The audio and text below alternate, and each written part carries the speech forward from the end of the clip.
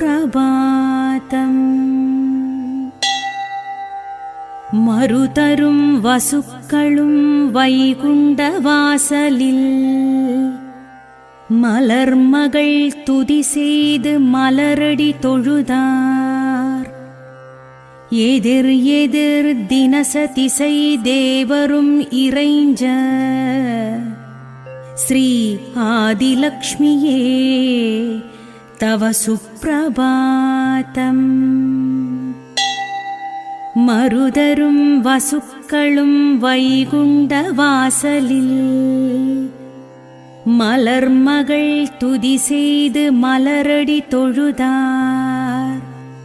எதிர் எதிர் தினச திசை தேவரும் இறைஞ்ச ஸ்ரீ ஆதிலக்ஷ்மியே தவ சுப்ரபாதம்.